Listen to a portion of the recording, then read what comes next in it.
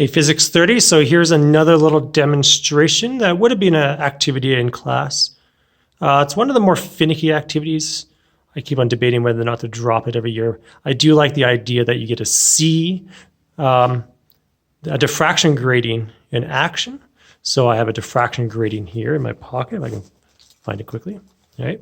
So here's my diffraction grating. You can see on the diffraction grating, it tells you that there are, if I can get to the focus on the diffraction grating, maybe I'll move my hand a bit further away, that there are 200 lines per millimeter on this diffraction grating.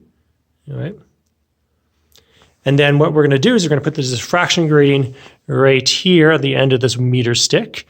We're going to look through the diffraction grating at this light source, and then you're going to see a series of rainbows. You can kind of already see a series of rainbows on either side just by looking through the diffraction grating this way. All right. Kind of see the rainbows on the smear there. So how this works is that if I put the diffraction grating here, it creates a virtual image along the side over there by the light that is 1 meter in distance. So there's your L. You can measure the X to each of the individual colors that you'd see on the rainbow there. You'd have to have a person standing behind there, kind of pointing down towards the colors, towards the ruler here, and you can actually measure the X value. You can see that's tucked underneath the light source there. So 10 centimeters to the middle of the light source there. And the light source would be considered the central antinode in this situation.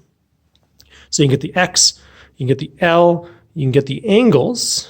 Once you know the angles and the D value from the diffraction grating's lines per millimeters here, so you can change that into a D value.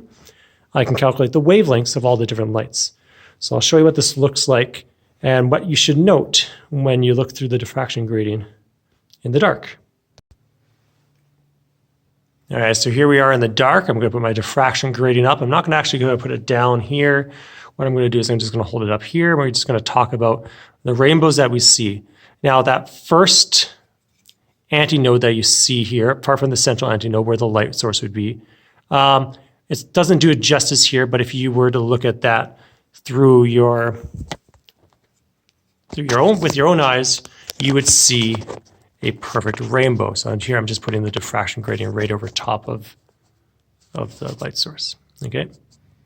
Now you could see the rainbow on either side, 2 rainbows there, and the reason that you're seeing rainbows and not just a white source is because each of the wavelengths will interfere at different distances because they have different wavelengths and they have to travel. They all have to travel the same distance to each one of these points here, but the wavelengths will allow it to have a different wavelength difference by the time it gets out of phase a little bit more on one side than versus the other. So we're going to look over here at the second antinode over here.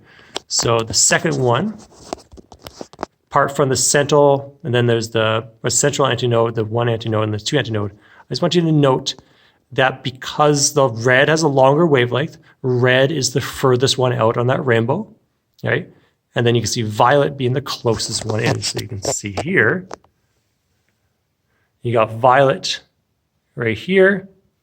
You got my finger in the way, so you got violet here, you got red here. So the violet's closer than the red because the violet has a shorter wavelength, so it can be out of phase a little bit faster. And the red has a longer wavelength, so it's out of phase a little bit longer. So it requires a little bit further distance to become out of phase. So it's all about wavelength based on that XD over NL formula, which just tells us that the longer wavelengths will have the longer X values.